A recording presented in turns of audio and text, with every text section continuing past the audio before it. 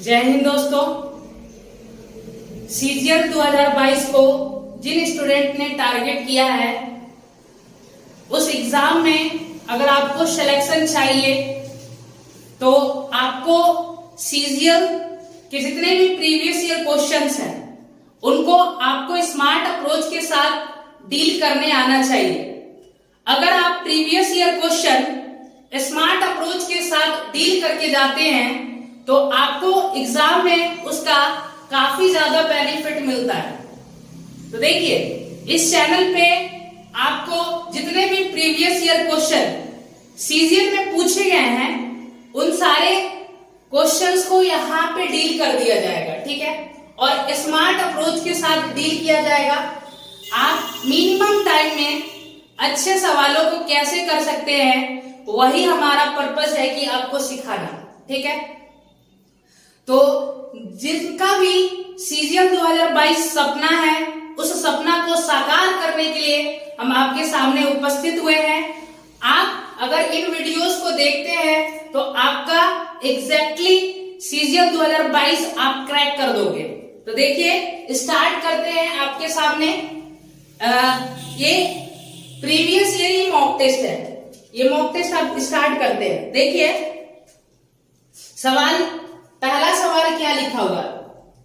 पहला सवाल लिखा हुआ है कि एक दुकानदार ने दो वस्तु में से प्रत्येक को 10,591 रुपया में बेचा। उसे एक वस्तु पर 19% का लाभ और दूसरी वस्तु पर 11% की हानि हुई। उसका संपूर्ण प्रतिशत लाभ या प्रतिशत हानि दशमलव की एक स्थान तक ज्ञात करें। देखिए, आपको सवाल बोर्ड पे दिख जाएगा। ये यहाँ पे जो सवाल है उसमें ये बोला है कि दो आर्टिकल सेल किया जा रहा है और दोनों को सेम ही प्राइस पे सेल किया जा रहा है, ठीक है।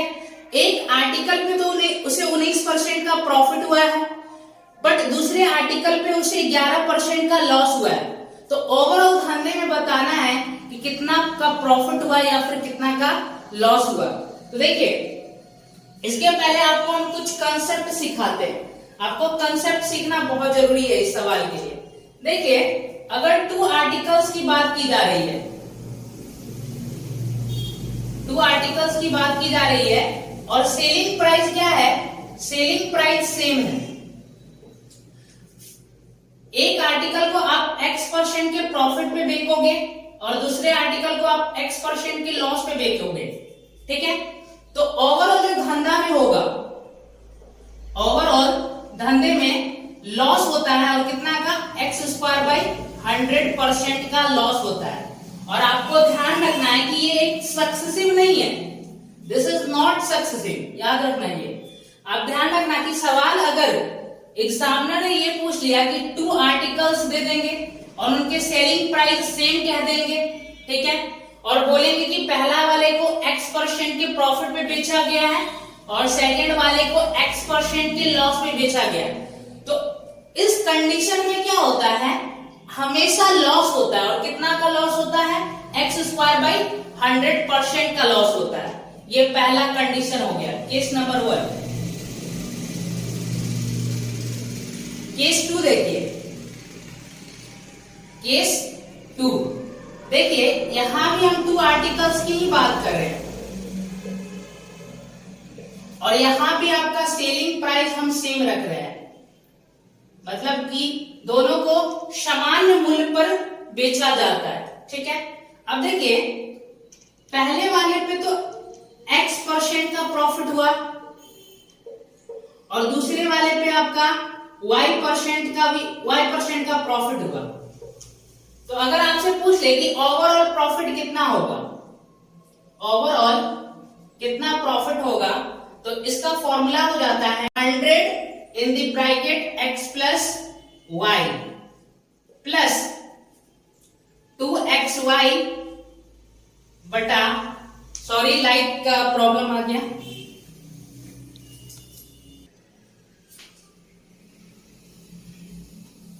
देखिए नीचे में होगा 200 प्लस X प्लस Y, ठीक है। अब देखिए, यहाँ पे पहला आर्टिकल भी प्रॉफिट में बेचा गया था और दूसरा आर्टिकल भी प्रॉफिट पे ही बेचा गया था। तो ऐसे कंडीशन में हम क्या करते हैं, दोनों को पॉजिटिव रखते हैं। लेकिन ऐसा बोल दिया गया होता सवाल में कि पहले आर्टिकल को x% के प्रॉफिट में बेचा गया है और सेकंड आर्टिकल को y% के लॉस में बेचा गया है, तो x को पॉजिटिव रखते हैं और y को क्या रखते हैं, निगेटिव में रखते हैं। अब इस बात को ध्यान रखिएगा, ठीक है। आप ये दोनों केसेस याद रखें। अब सवाल पे आते हैं। अब सवाल देखिए, सवाल में क्या बोला था।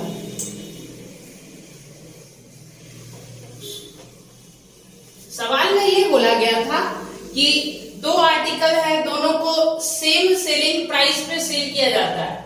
एक पे 19% का प्रॉफिट हो रहा था और सेकंड वाले पे 11% का लॉस हो रहा था।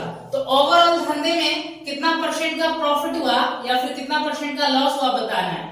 तो हमने आपको बताया कि अगर आपको ओवरऑल निकालना है तो आप कैसे निकालोगे, 100 लिखोगे और फिर ब्रैकेट में देखो, यहाँ पे पहला वाला आर्टिकल पे 19% का प्रॉफिट, तो प्लस 19 लिखेंगे और दूसरे वाले आर्टिकल पे 11% का लॉस, तो -11 करेंगे।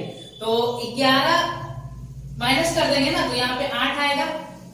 अब देखिए y नेगेटिव है तो यहाँ पे नेगेटिव का सिंबल हो जाएगा, 2 इंटू 19 इंटू कितना हो जाएगा, 11 बटा 208 हो जाएगा ना, 208। अब देखो यहाँ पे इसको सॉल्व करेंगे, 800 माइनस 19 दूना 38 और 38 को 11 से मल्टीप्लाई करेंगे तो कितना आ जाएगा, 380 प्लस 38, 380 में 38 जोड़ देंगे तो कितना हो जाएगा, 416 बटा में 208।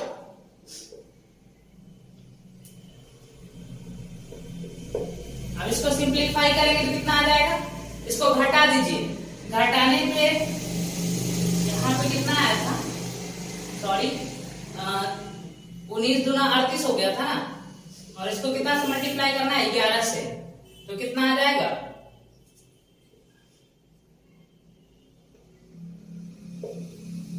418 आएगा ना, ठीक है। अब इसको घटाएंगे तो कितना आएगा, घटाने पे आ रहा है आपका 382, अब बटा में हो गया 208%, ठीक है। अब जब डिवाइड करेंगे 208 से 382 को तो कितनी बार में जाएगा, तो आपको अभी देखिए यहां पे अगर 416 होता तो 208 से 2 बार में चला जाता, 208 दूना 416, बट ये 416 नहीं है, 416 से तो कम है ना, कितना कम है, तो इधर 18 और उधर 16, 34 कम है, तो मतलब अप्रॉक्स मतलब 2% से थोड़ा सा कम प्रॉफिट होना है।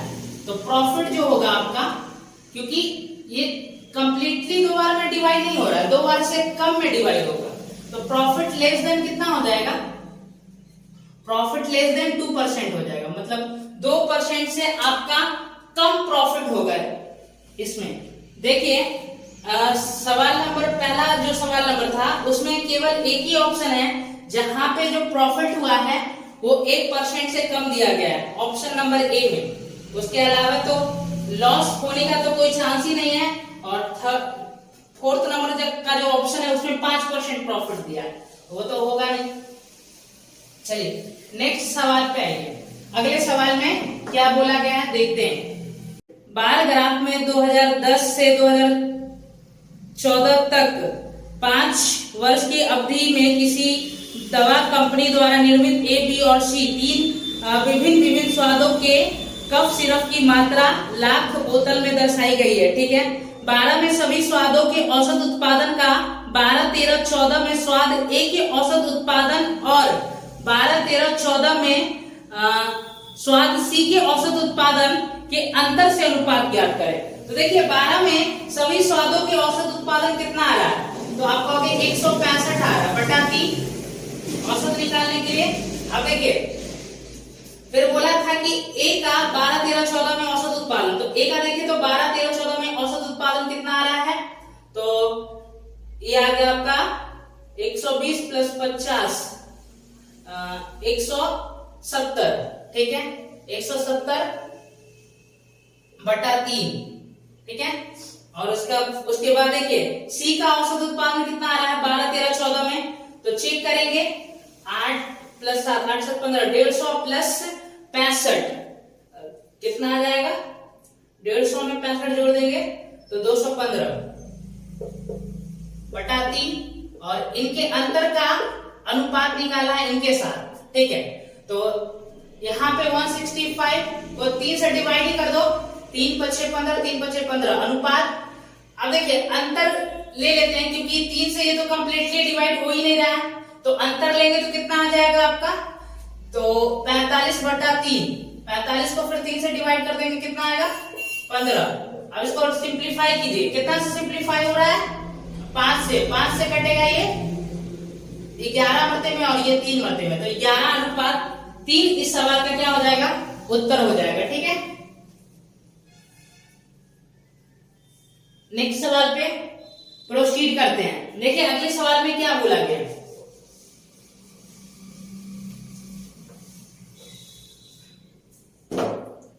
देखिए थर्ड नंबर सवाल में बोला गया है कि ए और बी दो संख्याओं का अनुपात 5:8 है। यदि ए और बी में प्रत्येक में 5 जोड़ दिया जाता है तो ए और बी का अनुपात 2:3 हो जाता है। ए और बी का योग ज्ञात करें। देखिए दो संख्याएं ए और बी, इनका अनुपात बोला गया था 5:8 है। अब दोनों तरफ क्या किया गया है, 5 ऐड किया गया है, 5 इधर भी ऐड करना है, 5 इधर भी ऐड करना है। उसके बाद अनुपात हो कितना गया, 2:3 हो गया। तो बताओ कि दोनों संख्याओं का योग कितना है। आप देखो अगर आप दोनों साइड इक्वल अमाउंट जोड़े हो तो आप कहोगे ना कि ये सेम गैप से बढ़ना चाहिए, बट ऐसा हो नहीं रहा है, यहाँ पे कुछ और ही हो गया, बल्कि ये घट चुका है। तो आपको करना क्या है, गैप को सेम गैप बनाना है। तो सेम गैप कैसे बनता है, तो पहले आपको देखना पड़ेगा कि यहाँ पे डिफरेंस कितना का है, तो यहाँ पे डिफरेंस 3 का है, और यहाँ पे डिफरेंस कितना का है, आप कहोगे यहाँ पे डिफरेंस 1 का है। तो आप करो क्या, इसका रिवर्स मल्टीप्लाई कर दो, इसको 1 से मल्टीप्लाई करो और इसको 3 से मल्टीप्लाई करो। तो इसको जब 3 से मल्टीप्लाई कर देंगे तो कितना आ जाएगा, ये 6 आ जाएगा, और ये कितना आएगा 9 आ गया। आप देखिए ध्यान से, ये सेम गैप से बढ़ रहे हैं, 5 से 6 हो गया, 1 के गैप से बढ़ा, 8 से 9 हो गया, 1 के गैप से बढ़ा, तो 1 यूनिट की वैल्यू कितना आ गया 5। दोनों संख्याओं का क्या पूछा गया है, योग पूछा गया है। तो दोनों संख्याओं का योग कितना आ रहा है 13, तो 13 यूनिट की वैल्यू कितना आ जाएगा 65, ठीक है। थर्ड नंबर सवाल का जो ऑप्शन ए है वो आपका करेक्ट हो जाएगा।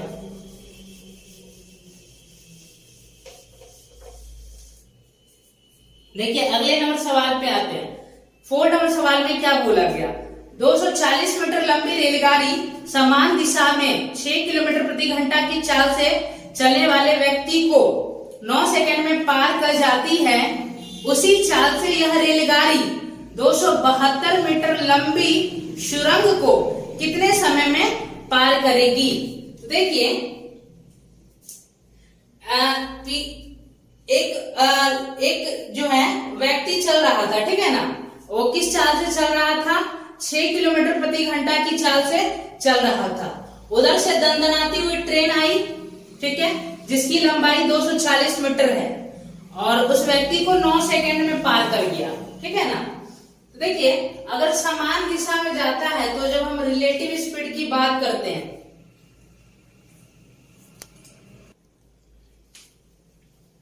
जब समान दिशा में जाता है तो जब हम रिलेटिव स्पीड की बात करते हैं तो जो रिलेटिव स्पीड होता है उसको घटा के लिया जाता है। तो मान लो कि ट्रेन की स्पीड x है, ठीक है, ट्रेन की स्पीड कितना है x है, और वो जो व्यक्ति है वो कितने की स्पीड से चल रहा है, 6 किलोमीटर प्रति घंटा की स्पीड से चल रहा है। तो ये आ गया रिलेटिव स्पीड। अब एक बात बताओ कि 240 मीटर लंबी रेलगाड़ी है, उसको 240 मीटर लंबी रेलगाड़ी है और वो उस व्यक्ति को 9 सेकंड में पार कर जा रहा है। तो आपको तो पता है ना कि किसी भी व्यक्ति को पार करने के लिए ट्रेन को उसकी अपनी खुद की लंबाई को पार करना होता है। तो टोटल ट्रेन को इतना ही डिस्टेंस चलना पड़ेगा 240 मीटर और ये डिस्टेंस उसने कितने समय में चला है 9 सेकंड में। तो 240 मीटर चला 9 सेकंड में, तो इसको जब डिवाइड कर देंगे तो ये आएगा रिलेटिव स्पीड ट्रेन का और उस व्यक्ति का। अब ये किलोमीटर प्रति घंटा में है तो इसको भी किलोमीटर प्रति घंटा में कन्वर्ट करने के लिए 18/5 से क्या कर देंगे गुना, 9 दूना 18, 5 से काटेंगे इसको, कितनी बार में जाएगा 48 बार में। 48 दूना कितना हो गया 96 किलोमीटर प्रति घंटा। तो ये आया रिलेटिव स्पीड किसका, ट्रेन और उस पर्सन का। अगर यहां से हम x की वैल्यू निकालें, मतलब स्पीड ऑफ ट्रेन निकालेंगे तो 6 इसमें ऐड हो जाएगा तो 102 किलोमीटर प्रति घंटा हो गया। ये क्या है आपका ट्रेन का स्पीड हो गया, ठीक है। अब बोला है कि अगर वही ट्रेन 372 मीटर लंबी सुरंग को पार करेगा तो कितना टाइम लेगा। तो देखिए तो दोनों की लंबाई को, अब देखिए अब ट्रेन को 272 मीटर लंबी सुरंग को पार करना है तो ऐसे कंडीशन में क्या होगा, ट्रेन को अपनी खुद की लंबाई और साथ में जो उस सुरंग की लंबाई है दोनों के लंबाई के योग के बराबर डिस्टेंस चलना पड़ेगा। तो 240 अब प्लस 372 कितना हो जाएगा, तो 612 हो जाएगा ना। तो 612 मीटर का डिस्टेंस चलना पड़ेगा और वो उस डिस्टेंस को किस स्पीड से चलेगा 102 किलोमीटर प्रति घंटा की रफ्तार से चलेगा। तो ये मीटर में है तो इसको भी मीटर पर सेकंड में कन्वर्ट करेंगे तो क्या करेंगे गुना कर देंगे 5/18 से, ठीक है। अब यहाँ पे देखिए ये कितनी बार में जाएगा 102 से, आप कहोगे कि ये 6 बार में जाएगा, ठीक है। अब ये देखिए ये कितना बन रहा है 18 छाता 108/5। जब 108 को 5 से डिवाइड करेंगे तो 21.6 सेकंड आ जाएगा। तो 21.6 सेकंड में वो उस सुरंग को पार कर जाएगा। तो कौन सा ऑप्शन करेक्ट है, 4 नंबर सवाल का जो ऑप्शन डी है वो आपका करेक्ट हो जाएगा। अगले सवाल पे प्रोसीड करते हैं। देखिए 5 नंबर सवाल में क्या बोला गया, 90 विद्यार्थियों वाली एक कक्षा में 60% लड़कियां हैं और शेष लड़के हैं, ठीक है। बॉयज की बात हो रहा है और गर्ल्स की बात हो रहा है। 60% तो लड़कियां हैं भाई, तो लड़के कितने होंगे 40%, मतलब रेशियो कितना आ जाएगा 2:3 का, बॉय से गर्ल का। अब आगे सवाल में बोला है कि लड़कियों का जो औसत है वो कितना है,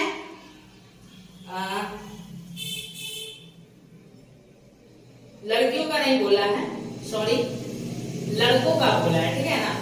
पहले लड़कों का बोला है, लड़कों का जो औसत अंक है वो 63 है और जो लड़कियों का औसत अंक है वो 70 है। तो पूरी कक्षा का औसत अंक ज्ञात करना है, ओवरऑल जो एवरेज स्कोर है वो आपको बताना है। तो देखिए ये एक डेविएशन का सवाल है, आप इसको डेविएशन से कर सकते हो। आप 70 को ऐसे लिख लो 63 अब प्लस 7, कोई समस्या नहीं है। अब देखिए आप कहोगे 63 यहां भी है 63 यहां भी है, तो ओवरऑल 63% तो आना ही है, बट ये 7% ज्यादा है। तो 7 या 21 और ये जो भी डेविएशन आया उसको क्या करेंगे इन सबों में इक्वल डिवाइड कर देंगे, 5 से डिवाइड करेंगे तो 63 हो गया और ये हो गया आपका 7 या 21 को 5 से डिवाइड कर देंगे तो 4.2 आ जाएगा, ठीक है। अब इसको ऐड करने पे कितना आ रहा है 67.2। तो पूरी कक्षा का जो औसत अंक है वो 67.2 है। तो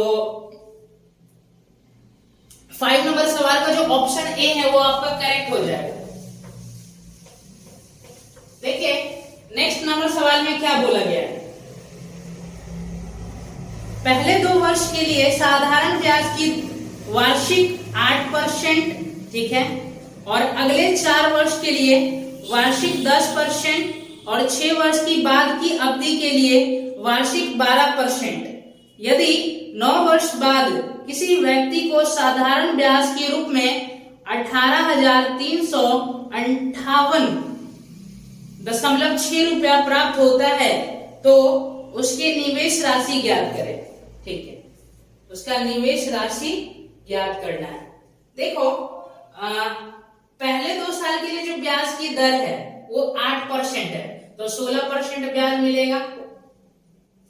ठीक है, फिर अगले 4 वर्ष के लिए 10%, तो 40% ब्याज मिलेगा। और 6 साल की बाद की अवधि के लिए 12% ब्याज की दर रखा है, और जो है ये 9 साल के लिए पैसा उधार लगाया गया। तो 6 साल का तो मामला निपट गया ना, 3 साल आप बचा, तो अगले 3 साल के लिए 12% रख रहा है, तो 12 ये 36% हो जाएगा ब्याज। तो टोटल ब्याज आप देखो कितना मिल रहा है, तो 6 गुना 12 का 6 12 का 2 एक हासिल, यहाँ पे 92%। और सवाल में क्या बोला है कि साधारण ब्याज के रूप में जो उसे मिला है वो 18,358.6 रुपया मिला है। ठीक है, तो देखिए 23 से कट जाएगा ना, 23 से काटेंगे, 23 चौका 92, 23 से काटो आप, 23 8 184 होता है, तो 23 सत्ते जाएगा, 23 सत्ते 161, बचेगा कितना 22, फिर 5 उतारेंगे तो कितनी बार में जाएगा, 23 नमा 207 चला जाएगा, 23 नमा 207, फिर बचेगा कितना, आप कहोगे कि बचेगा फिर आपका 18 बचेगा ना, फिर 8 उतारेंगे तो 23 8 184, फिर 4 23 दूना 46। ठीक है, फिर 4 से काटेंगे इसको, कितनी बार में जाएगा, 4 से 4 एकम 4 3 9, 4 नमा 36 हो गया, और यहाँ पे बचा 3 और 8, 3 बचा, फिर 8, फिर 4 से कितने बार में जाएगा, 4 नमा 36, और फिर 2 बचा, फिर पॉइंट भी है भाई, तो पॉइंट उतार के फिर 2 उतारेंगे, तो 4 पचे 20 हो गया, फिर 2 आएगा, फिर 4 पचे 20। अब यहां से आपसे पूछा गया है निवेश राशि, तो निवेश राशि जो प्रिंसिपल है वो कितना होता है 100%, तो 100 से दोनों तरफ मल्टीप्लाई कर देंगे तो कितना आ जाएगा 19,955 रुपया उन्होंने क्या किया था, मूलधन के रूप में पैसा उधार लगाया था। तो 6 नंबर सवाल का जो ऑप्शन बी है वो आपका करेक्ट हो जाएगा। ठीक है, नेक्स्ट सवाल पे आते हैं। देखिए अगले सवाल में क्या बोला गया, डीआई वाला सवाल है।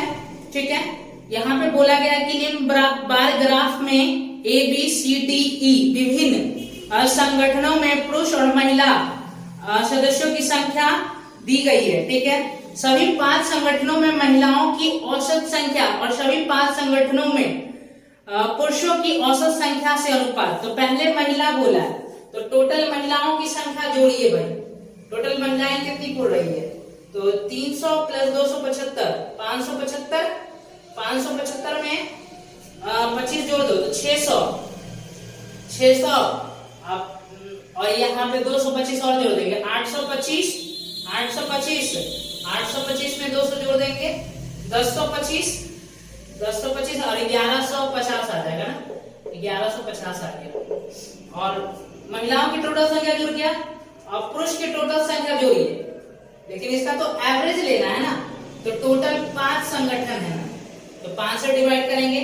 और महिलाओं का देखिए, महिलाओं का तो टोटल जोड़ के 5 से डिवाइड करके हमने औसत निकाल दिया। पुरुषों पे काम करेंगे, 250 और प्लस 225 475 और फिर 25 जोड़ देंगे तो 500 प्लस 300 800 और 275 तो 1075 हो गया, 1075 और 1225 आ रहा है। इसका भी एवरेज लेंगे, 5 से डिवाइड करेंगे अब देखिए 5 से डिवाइड करने पे कितना आ रहा है। अब देखो एक काम कर लो कि आप 5 से अब रेशियो लेगा तो ये कट ही जाएगा, ठीक है। अब सीधा आप इसको 25 से डिवाइड कर देते हैं। 25 से डिवाइड करेंगे तो कितना बार में जाएगा, ये 46 बार में जाएगा, और ये कितना बार में जाएगा, ये 49 बार में जाएगा ना। तो 46:49 आ रहा है। तो जो ऑप्शन सी है वो इस सवाल का करेक्ट ऑप्शन है, 46:49। अगले सवाल को देखिए, अगले सवाल में क्या बोला।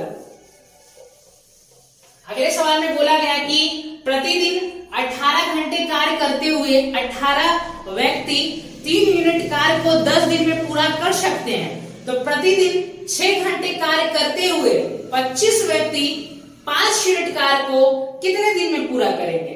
देखिए 18 व्यक्ति अगर काम करने के लिए भिड़ते हैं तो वो प्रतिदिन 8 घंटे काम करे अगर प्रतिदिन, तो वो 3 यूनिट काम को 10 दिन में पूरा कर देंगे, ठीक है। ऐसे ही लिखते हैं ना। फिर आगे बोला गया है कि अगर 25 व्यक्ति काम करे और प्रतिदिन 6 घंटे कार्य करे,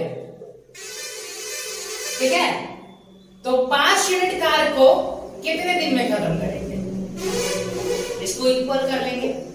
अब सिंप्लीफाई करेंगे, 5 से काटेंगे 5 × 5 = 25, ठीक है। और यहां से देखिए 6 से काटिए 6 × 3 = 18, 3 से आपका ये 3 कट गया, 5 से काटेंगे 5 दूना 10, तो d = कितना आ गया 16। तो 16 दिन में काम खत्म हो जाएगा। 8 नंबर सवाल का जो ऑप्शन सी है वो आपका करेक्ट हो जाएगा। अगले नंबर सवाल पे आते हैं। देखिए अगले सवाल में क्या बोला। अगले सवाल में 9 नंबर सवाल पे आते हैं। राधा अपनी आय का 25% बचाती है। देखिए 25% बचाती है, ठीक है। यदि उसके व्यय में 20% की वृद्धि होती है और उसकी आय में 19% की वृद्धि होती है तो उसकी बचत में वृद्धि ज्ञात करें। देखिए 25% का मतलब क्या होता है, आप कहोगे कि 1/4 होता है। टोटल राधा अगर 4 यूनिट कमाती है तो उसमें से वो 1 यूनिट बचाती है। तो अगर हम आपसे पूछे कि एक्सपेंडिचर से सेविंग का रेशियो कितना आएगा, तो आप कहोगे 3 खर्च करती है और 1 बचाती है और टोटल 4 कमाती है, कोई प्रॉब्लम नहीं है। अब देखिए व्यय में तो वो 20% की वृद्धि करती है।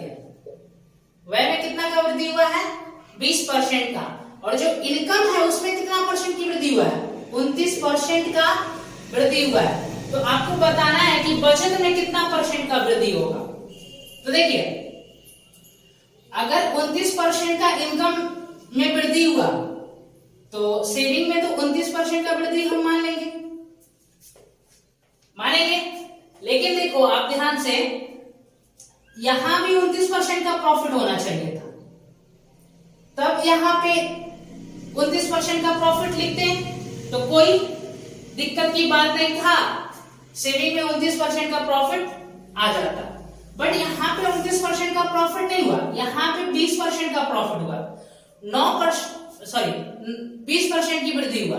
यहाँ पे 9% की वृद्धि कम है, तो 9% की वृद्धि कम है। और यहाँ पे देखिए 3 है ना उसका एक्सपेंडिचर, तो 9 × 27, और इस 27% को सेविंग में इक्वली बांट देंगे। तो सेविंग कितना यूनिट है, 1 यूनिट में बांट देंगे इक्वली, तो दोनों को जोड़ के कितना आ रहा है 56%।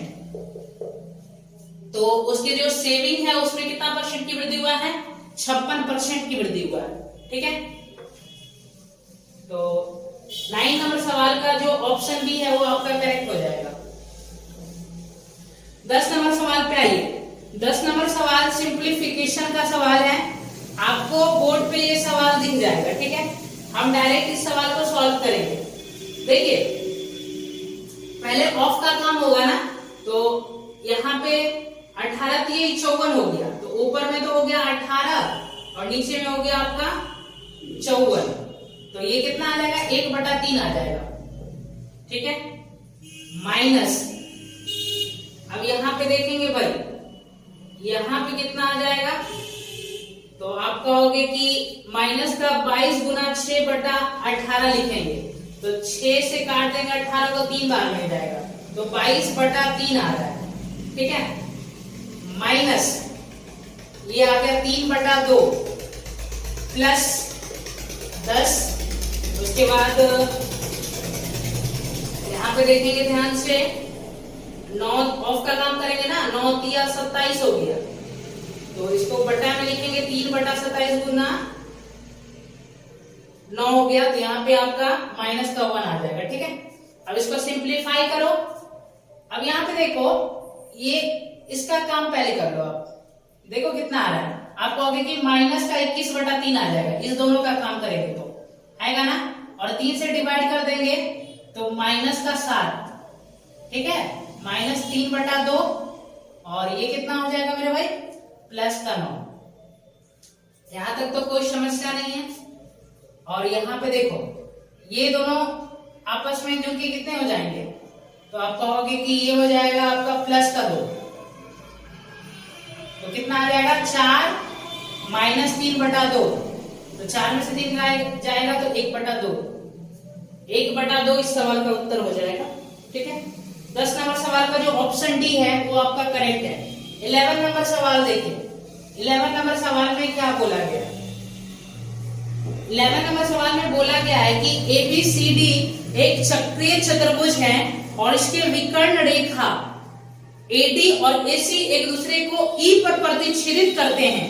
यदि एंगल BEC 138 डिग्री है और एंगल ECD 35 डिग्री है, तो एंगल BAC का माप ज्ञात करें। देखिए, एक साइक्लिक क्वाड्रिलेटरल है, एक चक्रीय चतुर्भुज है इस तरीके का। ठीक है,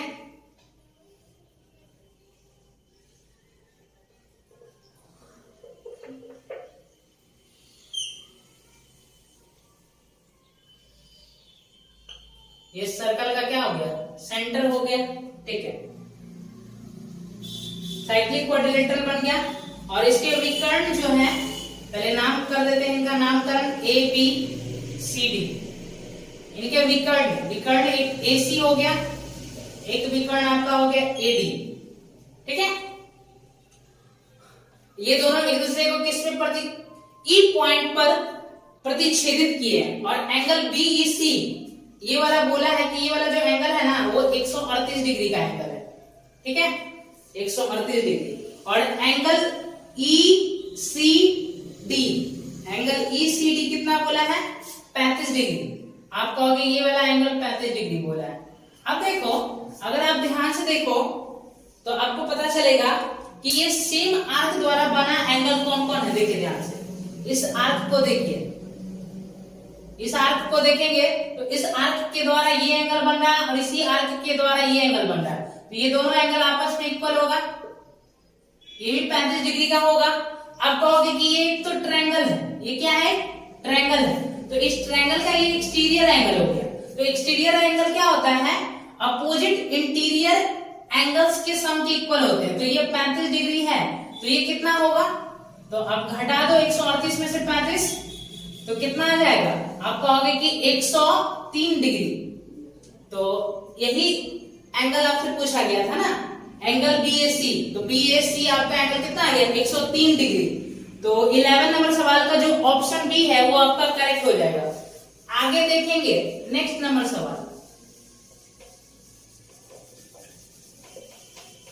देखिए अगले सवाल में क्या बोला है। अगला सवाल अलजेब्रा का एक सवाल है, ठीक है, अलजेब्रा का सवाल है। इसमें आपको x माइनस 1/x दिया गया है, ठीक है, और बोर्ड पे दिख रहा होगा ये सवाल। और इस सवाल में देखिए आपसे पूछा क्या गया, आपसे पूछा गया है ये बवाल सा चीज दिख रहा है ना, यही चीज पूछा गया आपसे। तो आप यहाँ पे देखो कि अगर हम ऊपर में और नीचे में दोनों जगह xq से डिवाइड कर दे तो यहाँ पे कितना बचेगा, आप कहोगे xq और माइनस का 5, तो इसको बाद में लिख देंगे, ठीक है, माइनस का 1/xq और माइनस का 5। नीचे भी xq से डिवाइड करेंगे तो यहाँ पे xq बनेगा और यहाँ पे बनेगा माइनस का 1/x³ और प्लस का 7। ठीक है, अब सवाल में x माइनस 1/x कितना दिया है, 5 दिया है। तो बहुत बच्चों को तो याद ही होगा कि x³ माइनस 1/x³ कितना हो जाता है, तो 140 होता है। आप निकाल भी सकते हो k³ प्लस 3k, तो 125 प्लस 15 140, 140 माइनस 5 140 प्लस 7, तो ये आ गया आपका 135 बटा 147। देखिए 3 से कट रहा है, ये दोनों 3 से काट देंगे तो कितना आ जाएगा, 3 चौका 12, 3 पचे 15, यहाँ भी 3 से काटेंगे, 3 चौका 12, 3 नवा 27, तो 45/49। 12 नंबर सवाल का जो ऑप्शन सी है, सॉरी ऑप्शन सी नहीं, ऑप्शन ए आपका करेक्ट हो जाएगा। ठीक है, चलिए अगले सवाल को देखिए। अगले सवाल में क्या बोला गया, ये बहुत हल्का सवाल था, इसमें तो कुछ भी नहीं है।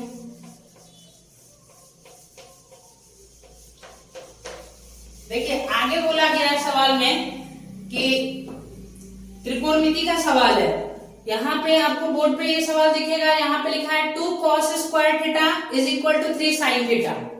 तो यहाँ पे आप वैल्यू पुट करके देखो थीटा का कौन सा वैल्यू जो है सेटिस्फाई कर रहा है। तो आप अगर ध्यान से देखो कि बराबर के अगर आप राइट तरफ देखोगे तो यहाँ पे 3 आ रहा है, तो cos theta cos square theta है, तो यहाँ पे अगर हम √3/2 रखें तो 3 बन जाएगा वहां पे ना। तो cos √3/2 कितना डिग्री की वैल्यू होता है, तो cos √3/2 जो होता है 30 डिग्री का वैल्यू होता है। तो 30 डिग्री रखेंगे तो देखिए 2 और cos 30 डिग्री होता है √3/2, √3/2 का होल स्क्वायर करेंगे 3/4 आएगा। उसके बाद इज इक्वल टू 3 और sin 30 डिग्री का वैल्यू होता है 1/2। अब इसको काटेंगे तो 3/2, ये भी 3/2, सेटिस्फाई हो गया। तो थीटा यहां से हम गेस कर पाए कि थीटा कितना डिग्री होगा, 30 डिग्री होगा। अब sec 30 डिग्री का मान कितना होता है, आप कहोगे sec 30 डिग्री होता है 2/√3, 2/√3 का होल स्क्वायर करेंगे तो 4/3 हो गया। tan 30 डिग्री का मान कितना होता है, आप कहोगे 1/√3, उसका होल स्क्वायर कर देंगे तो 1/3 और प्लस cos 30 डिग्री का मान √3/2, तो 3/4 आ गया। अब इसको घटाएंगे तो 3/3 मतलब 1 प्लस 3/4 मतलब 7/4 इस सवाल का उत्तर होगा। कौन सा ऑप्शन करेक्ट है, 13 नंबर सवाल का जो ऑप्शन डी है वो आपका करेक्ट हो जाएगा। ठीक है, देखिए आगे सवाल कौन सा अब होगा आपका 14 नंबर सवाल देखिए। 14 नंबर सवाल में क्या बोला गया, त्रिभुज एबीसी में AB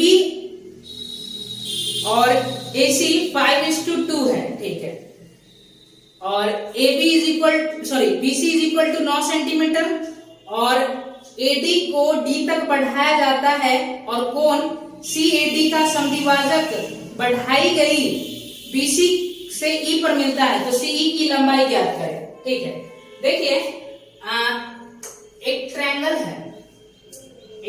है इस तरीके का। ट्रायंगल का नाम क्या है भाई, ABC। अब BC को क्या किया गया है, सॉरी BC को नहीं, BA को D तक बढ़ाया गया है।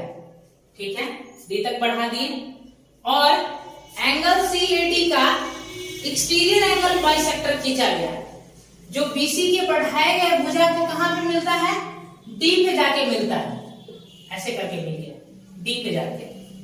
ये एंगल बाइसेक्टर है, ये भी थीटा होगा और ये भी थीटा होगा। ठीक है, अब देखिए यहाँ पे AB और AC जो साइड्स हैं इसका रेशियो दिया गया है 5:2, मतलब समझ रहे हो ना आप, 5:2 दिया गया है।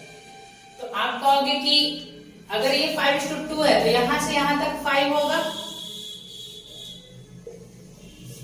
ठीक है, और यहां से यहां तक कितना हो जाएगा, 2 हो जाएगा, कोई समस्या नहीं है। तो एक बात बताओ, यहां से यहां तक 5 है, यहां से यहां तक 2 है, तो ये कितना होगा, आप कहोगे ये 3 होगा। और BC सवाल में बोला गया था ना, BC की वैल्यू 9 दिया गया, 9 सेंटीमीटर। कितना गुना है, 3 × 9, तो आपसे पूछा गया सवाल में CD, तो CD को भी इसको भी 3 गुना करेंगे तो 6 सेंटीमीटर इस सवाल का क्या होगा, उत्तर हो जाएगा। तो 14 नंबर सवाल का जो ऑप्शन बी है वो आपका क्या हो जाएंगे, करेक्ट। 15 नंबर सवाल देखिए, 15 नंबर सवाल में क्या बोला गया है? 15 नंबर सवाल में बोला गया है कि 2 sin square theta sin square 30, बहुत लंबा लिखा हुआ है, बोलेंगे नहीं, बोर्ड पे तो दिख ही रहा है सवाल, डायरेक्ट सॉल्व करने का प्रयास करते हैं। यहाँ पे 2 हो गया, साइन 30 डिग्री का मान कितना होता है 1/2, तो 1/2 का होल स्क्वायर करेंगे तो 1/4 आ जाएगा। tan 60 का मान होता है कितना, √3 minus 3 cos 60 degree, cos 60 degree का मान कितना होगा 1/2, होल स्क्वायर करेंगे 1/4, और sec 30 डिग्री 2/√3 का होल स्क्वायर 4/3, अपॉन में देखो तो क्या है cot 45 डिग्री का 1 का स्क्वायर 1, 4 into 1 4, माइनस ये हो गया आपका sec 60 का होल स्क्वायर, sec 60 डिग्री होता है √2 का होल स्क्वायर 4, और प्लस, और यहाँ पे sin 60 का मान √3/2 का होल स्क्वायर करेंगे 3/4, और ये आपका 0 हो गया, हटाओ। अब इसको सॉल्व करेंगे तो ये 3/2 सॉरी √3/2, और यहां से देखो 4 से 4 कट गया, 3 से 3 कट गया, माइनस का 1, बटा में कितना आएगा, ये दोनों का ठीक है 3/4, ठीक है। अब यहाँ पे देखिए एलसीएम ले लेंगे तो ये हो जाएगा √3 माइनस 2/2, बटा में आ गया 3/4, 2 से काटेंगे 4 को 2 बार में कटेगा, 2 का मल्टीप्लीकेशन हो जाएगा कहाँ, ऊपर, तो 2 ब्रैकेट के अंदर √3 माइनस 2 अपॉन में कितना आएगा 3, तो यही इस सवाल का उत्तर होगा। कौन सा ऑप्शन करेक्ट है 15 नंबर का, तो देखिए आपका जो सी ऑप्शन है वो इस सवाल का करेक्ट हो जाएगा, ठीक है, 2√3 माइनस 2 अपॉन में 3, ठीक है। आगे देखिए नेक्स्ट नंबर सवाल, अगले नंबर सवाल में क्या बोला गया, यदि 16x² plus y² is equal to 48 दिया गया है और xy का प्रोडक्ट 2 दिया गया है, तो आपसे पूछा गया है सवाल में कि बताओ कि 64x³ अब प्लस y³ कितना होगा, ये चीज बताना है आपको। तो देखिए ये चीज बताना है आपको, तो सबसे पहले आपको ये निकालना होगा 4x प्लस y की वैल्यू कितना होगा, तो 4x प्लस y की वैल्यू होगा रूट के अंदर में, रूट के अंदर में क्या होता है, रूट के अंदर में a² plus b² plus 2ab होगा ना। तो देखिए यहाँ पे a² प्लस b² कितना दिया 48 दिया है, अब प्लस का 2ab, तो 2ab, तो 2ab करेंगे तो यहाँ पे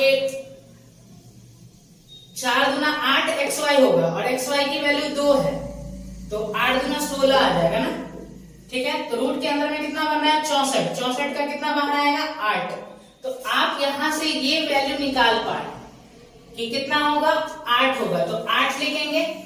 देखो अब AQ प्लस BQ का फॉर्मूला लगाएंगे, AQ प्लस BQ क्या होता है A प्लस B और ब्रैकेट में a² plus b² plus ab, तो a² प्लस b² कितना है 48, 48 प्लस ab नहीं होगा सॉरी माइनस ab होगा, तो माइनस ab करेंगे तो माइनस ab करेंगे तो 4xy होगा ना, और तो 8 करना पड़ेगा माइनस आपको, तो 8 इंटू कितना आ गया ये आपका आ गया आपका 40, तो ये आ जाएगा 320। देखिए 16 नंबर सवाल का जो ऑप्शन सी है वो आपका करेक्ट हो जाएगा। 17 नंबर सवाल देखते हैं, आपको समझ में आया ना भाई, ये अलजेब्रा का सवाल है, आप फॉर्मूला लिख के नहीं करना, लिख के करोगे तो आपका टाइम वेस्ट हो जाएगा। आप खुद ही सोचो कि x³ प्लस y³ का फॉर्मूला क्या होता है, तो आप कहोगे कि x³ प्लस y³ का फॉर्मूला जो होता है वो x plus y in the bracket x square plus y square minus x y होता है। तो यहाँ पे आपको x प्लस वाई पता होना चाहिए। तो देखिए यहाँ पे किया क्या गया है, x के जगह पे डाला है 4x, y को तो ऐसे ही रखा, कोई प्रॉब्लम नहीं। तो यहाँ पे हम क्या किए, पहले ये चीज निकालिए, ये वैल्यू, क्योंकि ये जब हम निकालते हैं तो इस चीज का यूज होना था। तो ये निकालने के बाद हमने इसको सॉल्व कर लिया। ठीक है, आगे देखिए, आगे सवाल में क्या बोला है।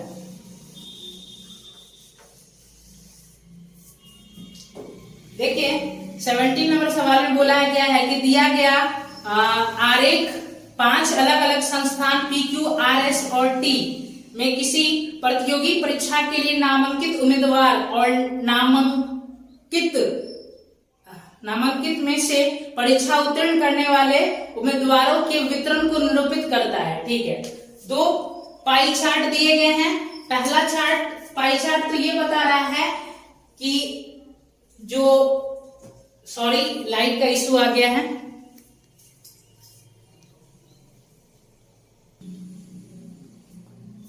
देखिए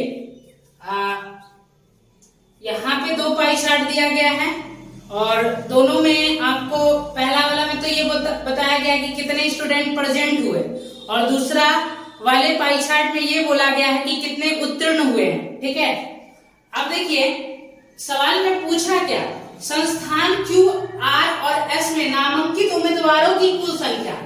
तो देखिए टोटल स्टूडेंट कितने हैं, आप कहोगे 7500 टोटल स्टूडेंट हैं। तो पी क्यू और आर में, नहीं सॉरी पी क्यू आर नहीं था, क्यू आर और एस में टोटल कितना नामांकन हुआ है, तो कितना परसेंट देख लेंगे।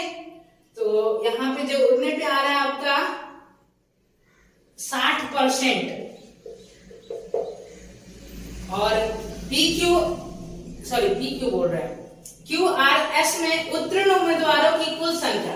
तो क्यू आर एस में उत्तीर्ण उम्मीदवार कितना है, जब टोटल कहोगे कि उत्तीर्ण हुआ है 4000, उसमें से टोटल 4000 उत्तीर्ण हुए उम्मीदवार, तो इसमें से आपको केवल क्यू आर और एस में जो उत्तीर्ण हुए हैं उन्हीं को लेना है। तो 24 दूना 48, 48 में जोड़ देंगे 18, तो 48 में 18 जोड़ेंगे कितना आएगा, तो ये आ जाएगा आपका 66%। अब इसका रेशियो लेना है ना। ठीक है, परसेंट से परसेंट खत्म। अब देखिए 3 0 से 3 0 खत्म, 6 से काटेंगे कितने बार में जाएगा, 11 बार। तो ये 75 अनुपात कितना आ गया, 44 आ गया। और यही इस सवाल का उत्तर है। 17 नंबर सवाल का जो ऑप्शन ए है वो आपका करेक्ट हो जाएगा।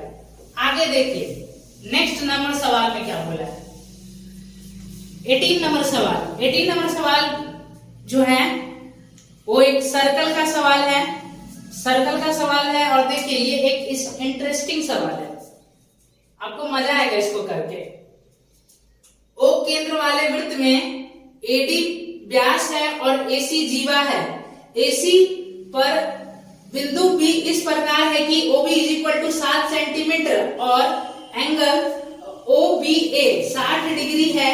यदि एंगल DOC 60 डिग्री है तो BC की लंबाई ज्ञात करें। पहले तो आप एक सर्कल बना लो, कोई समस्या नहीं है। सर्कल बन गया, सर्कल का ये सेंटर हो गया। AD क्या बोला है कि AD व्यास है, ठीक है, व्यास हो गया। और AC जीवा है,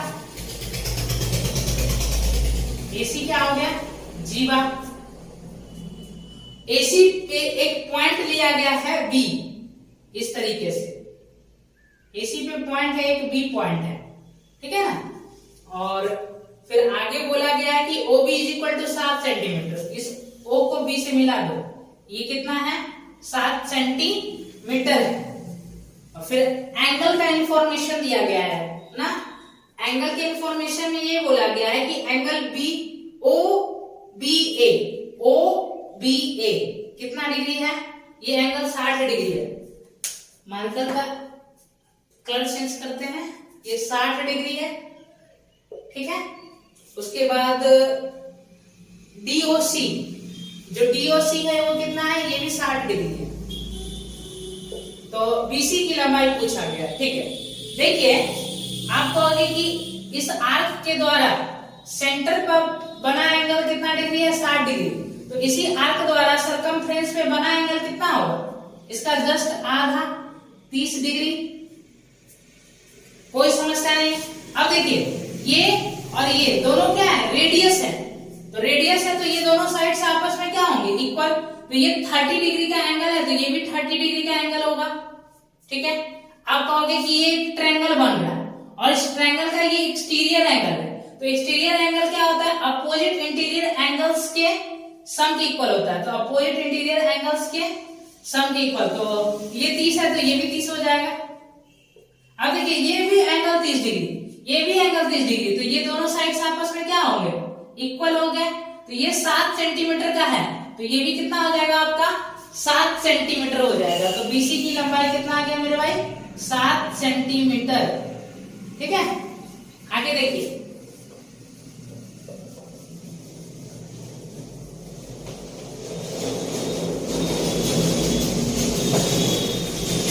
सवाल में क्या बोला है,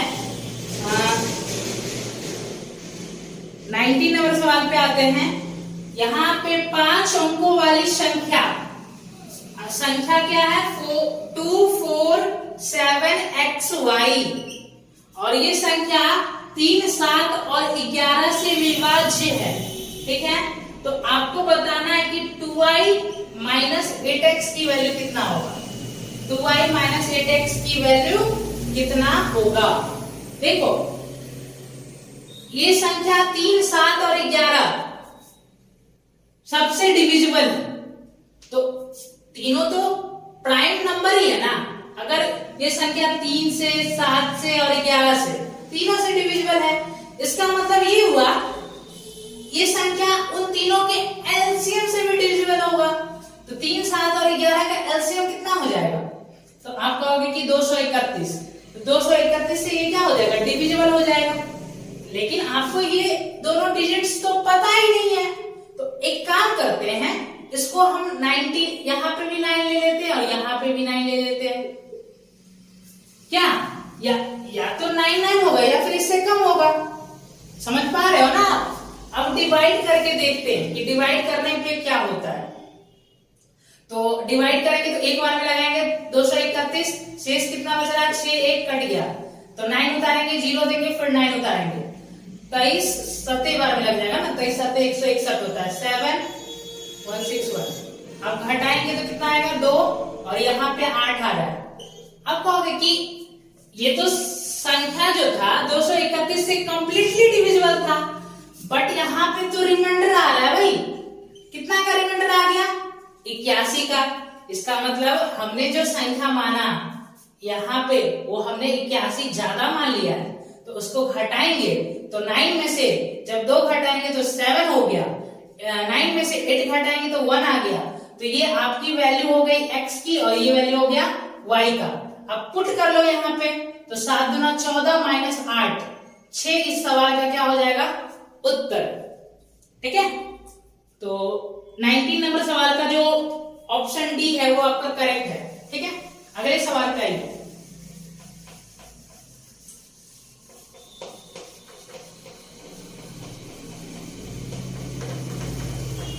देखिए आगे सवाल में क्या बोला गया। आगे सवाल में क्या बोला गया देखेंगे ध्यान से। ट्रायंगल एबीसी में भुजा AB और AC पर बिंदु D और E इस प्रकार है कि एंगल ADE और एंगल B आपस में इक्वल है, ठीक है। AD 7 सेंटीमीटर है और BD 5 सेंटीमीटर है और BC 9 सेंटीमीटर है। तो DE का मान ज्ञात करना है, ठीक है। देखिए पहले हम आपके सामने एक ट्रायंगल बनाते हैं। ट्रायंगल का नामकरण कर देंगे ABC, हो गया। अब बोला था कि AB पे पॉइंट D है और BC पे पॉइंट E है, और आगे बोला था सवाल में कि जो एंगल D है ना वही वो एंगल बी की इक्वल है। ये वाला जो एंगल है वो इसके इक्वल है, ठीक है। ये दोनों एंगल आपस में बराबर है, ठीक है। और कुछ इंफॉर्मेशन और दिए गए थे कि एडी बोला था 7 सेंटीमीटर है और बीडी की लंबाई बोला था 5 सेंटीमीटर है। तो डी की लंबाई पूछा है, इसकी लंबाई पूछा है। तो देखिए ये दोनों एंगल आपस में इक्वल है और ये दोनों ट्रायंगल में ये कॉमन एंगल है। दो एंगल आपस में इक्वल हो गए तो एक समरूपता कसौटी से जो है ये दोनों ट्रायंगल क्या हो गए, समरूप हो गए। या आप ऐसे भी देख सकते हो कि जब ये दोनों एंगल्स आपस में इक्वल है तो थर्ड वाला एंगल क्या होगा, ऑब्वियस सी बात है कि वो आपस में इक्वल हो जाएंगे। तो ये दोनों ट्रायंगल, जो छुटकू ट्रायंगल है और जो मोटकू ट्रायंगल है, वो दोनों आपस में क्या होंगे, सिमिलर हो गए। तो सिमिलर में क्या होता है, क्रॉसपॉन्डिंग साइड्स का रेशियो जो होते हैं वो आपस में क्या होते हैं, इक्वल होते हैं। क्रॉसपॉन्डिंग साइड्स का रेशियो आपस में क्या होगा, इक्वल होगा। तो अगर हम साइड्स का रेशियो देखें छोटू ट्रायंगल से मोटू ट्रायंगल का, तो कितना आ रहा है, 7/12 7/12 आ रहा है, ठीक है ना। तो 7/12 रेशियो ईच क्रॉसपॉन्डिंग साइड का रेशियो होगा। 7/12 ईच क्रॉसपॉन्डिंग साइड का रेशियो होगा कि नहीं होगा। अब बताइए सवाल में बीसी कितना दिया, आप कहोगे कि बीसी का मान 9 दिया गया, 9 सेंटीमीटर। और आपसे क्या पूछा गया है, आपसे पूछा गया है कि डी बताओ। तो 12 की वैल्यू 9 है तो 1 की वैल्यू कितना आएगा, 9/12। हमसे पूछा क्या गया है, 7 की वैल्यू। 3 से काटेंगे 3 3 9, 3 से काटेंगे 3 चौको 12, 21/4 आ रहा है। 4 से डिवाइड करेंगे 21 को तो कितनी बार में जाएगा, 5.25 सेंटीमीटर। और यही इस सवाल का उत्तर है। कौन सा ऑप्शन करेक्ट है, 20 नंबर का जो ऑप्शन ए है वो आपका करेक्ट उत्तर है। अब देखिए नेक्स्ट सवाल 21 नंबर सवाल है। फिर से कॉलम चार्ट दिया गया है, आप चार्ट को ध्यान से देख लेना। यहाँ पे बोला क्या गया है, माना कि 50 केजी से कम वजन वाले छात्रों की संख्या x है। तो 50 केजी से कम वजन वाले छात्रों की संख्या कितना है, आप कहोगे कि 65 है, ठीक है। और 60 केजी या उससे अधिक वजन वाले छात्रों की संख्या y है। तो 60 केजी से अधिक वजन वाले छात्रों की संख्या चेक करो, कितना आ रहा है, 45, ठीक है। तो x रेशियो y बताओ। ये x बोला था और ये y बोला था, इन्हीं दोनों का अनुपात पूछा गया। 5 से सिंप्लीफाई करेंगे 13 बार में जाएगा और ये 9 बार में जाएगा, तो 13:9 हो गया। तो 21 नंबर सवाल का जो ऑप्शन आपका डी है वो करेक्ट होगा। अगले सवाल पे प्रोसीड करिए। 22 नंबर सवाल ट्रिगो का सवाल है। स्क्रीन पे ये सवाल आपको दिख जाएगा, हम डायरेक्ट सॉल्व करते हैं, ठीक है। तो 8 है, साइन 30 डिग्री का मान 1/2 हो गया और साइन 60 डिग्री, साइन 60 का मान कितना होता है, √3/2, तो 3/4 आ जाएगा क्योंकि होल स्क्वायर करना है उसका। माइनस का 4 माइनस सेक 45 का √2 का होल स्क्वायर 2 अपॉन 10 45 का मान 1 का स्क्वायर करेंगे 1 ही होगा। cot 30 डिग्री, cot 30 का मान कितना होता है, √3 का होल स्क्वायर, कितना होगा मेरे भाई, 3। अब देखो 8 से 8 कट गया, ठीक है ना भाई। और यहाँ पे 3 - 6 आ रहा है तो माइनस का 3 हो गया और माइनस का 3 हो गया और नीचे में कितना आ रहा है, माइनस का 2। माइनस से माइनस कट जाएगा, 3/2 इस सवाल का क्या हो जाएगा, उत्तर हो जाएगा, ठीक है। तो देखिए जो आपका 22 नंबर सवाल है उसका कौन सा उत्तर सही है। देखिए सी ऑप्शन में 3/2 है तो आपका सी ऑप्शन क्या हो जाएगा, करेक्ट हो जाएगा 22 नंबर का। अगला सवाल देखिए, अगले सवाल में क्या बोला है। अगले सवाल में बोला गया है कि सुरभि ने एक वस्तु को अंकित मूल्य पर 12% छूट पर 176 रुपीज में बेचा, ठीक है। सुरभि है ना, वो 12% की छूट दे दी और एक सामान को कितना बेच दी, 176 रुपया में अगर छूट ना देती, ठीक है ना, मतलब कि कॉस्ट प्राइस में ही सेल करती, तो उसे 25% का लाभ होता। तो उस वस्तु का क्रय मूल्य ज्ञात करें। तो देखिए 176 रुपए में बेची है तो कितना का छूट दी है, आप कहोगे कि 12% की छूट दी है, तो ये मार्क प्राइस के 88% की वैल्यू है।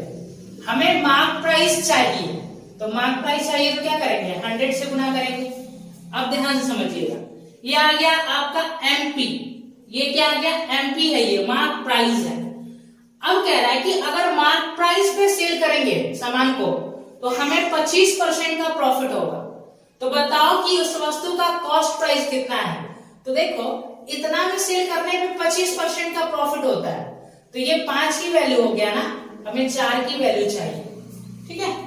अब 88 से देख रहे हो ना, 2 बार में ये कट जाएगा, 5 से काटेंगे इसको कितने बार में जाएगा, 20 बार में।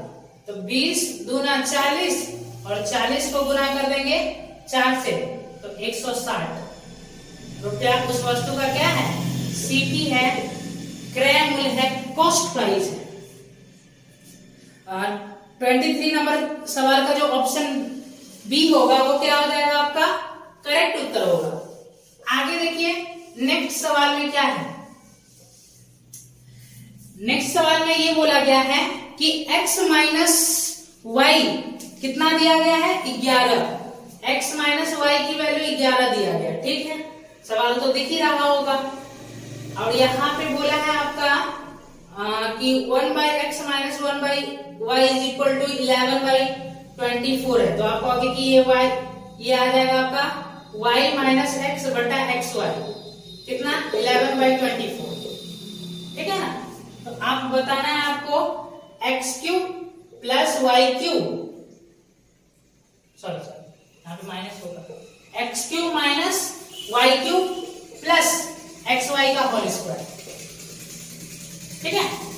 अब देखो एक्स वाई की वैल्यू 11 है, तो y माइनस एक्स की वैल्यू कितना हो जाएगा, आप कहोगे कि ये आ जाएगा माइनस का 11, भैया आएगा ना माइनस का 11, काट देंगे तो एक्स वाई की वैल्यू कितना आ जाएगा, माइनस का 24। समझ गए यहां तक, कोनो दिक्कत नहीं है। अब इस पे ध्यान दीजिए क्योंकि निकालना तो यही चीज है ना बेसिकली हमें। तो देखो अब इसको कैसे निकालेंगे, तो देखिए x cube minus y cube क्या होता है, तो आप कहोगे x minus y 11, x minus y का होल स्क्वायर, तो एक्स माइनस वाई का होल स्क्वायर कितना है मेरे भाई 121 और प्लस का 3xy, प्लस का 3xy, तो प्लस का 3 और xy की वैल्यू कितना है माइनस का 24, ठीक है, ब्रैकेट बंद प्लस। अब देखो xy का वैल्यू कितना है माइनस का 24, इसका होल स्क्वायर कर देंगे तो 576 आएगा। यहां तक तो कोई समस्या नहीं है, 11 आ गया, 121 माइनस 24 का पहाड़ा 3 बार, 24 तिहाई 72 प्लस 576, तो 11 इंटू कितना आएगा घटा के, अब घटाओ इसको जल्दी, 11 में से 2 जाएगा 9 और यहाँ पे 11 में से कितना घटाना है 4 को, सॉरी 7 को, तो 4 आएगा ना, तो प्लस का हो गया ये 576। अब देखो इसको आप मल्टीप्लाई कर दोगे कितना आ जाएगा, कितना आ जाएगा, मल्टीप्लाई करिए इतना ही आएगा ना। अब प्लस का 576, ठीक है। अब दोनों को ऐड करेंगे तो 9 प्लस 6 15 का 5 बनेगा यूनिट डिजिट, 2 ऑप्शन में यूनिट डिजिट 5 है, पूरा सॉल्व करना पड़ेगा। 15 का 5 एक हासिल और ये हो गया आपका 7 3 10 1 11 का 1 1 हासिल और 5 5 10 1 11, तो कितना आ गया भैया 1115। इस सवाल का उत्तर हो गया, ठीक है। हाँ ठीक है, 24 नंबर सवाल का जो ऑप्शन डी है वो आपका क्या हो जाएगा, करेक्ट हो जाएगा, ठीक है। अगले सवाल पे आइए, अगले सवाल में क्या बोला गया,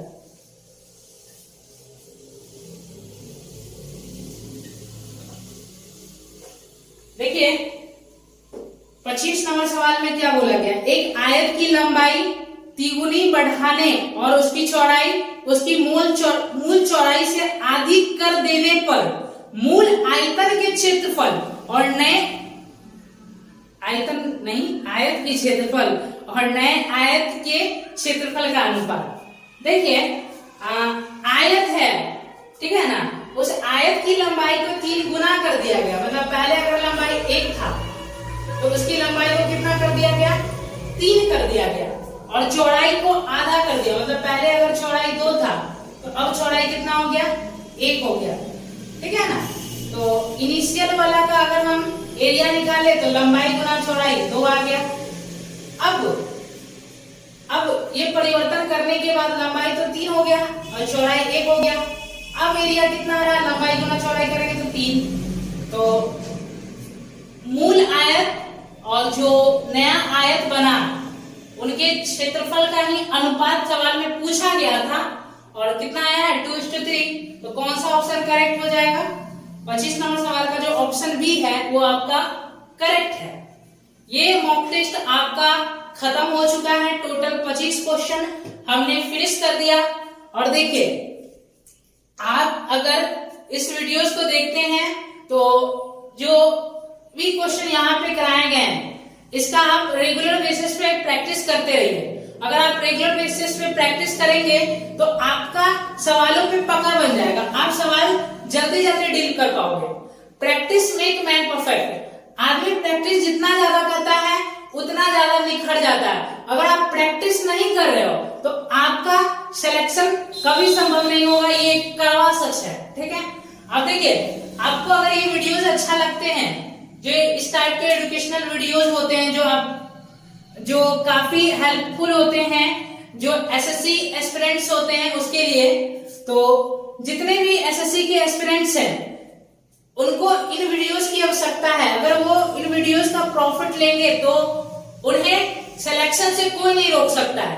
तो आप देखिए आपको बस यही करना है कि आप इस वीडियोस को ध्यान से देखें और इस वीडियो को ज्यादा से ज्यादा भाई बंधु के पास पहुंचाने का प्रयास करें, ताकि उन स्टूडेंट्स को भी इनका फायदा मिले और जो उनका सीजीएल क्रैक करना सपना है वो सपना अपना साकार कर सके, ठीक है। इसी के साथ मैं अलविदा लेता हूं। धन्यवाद।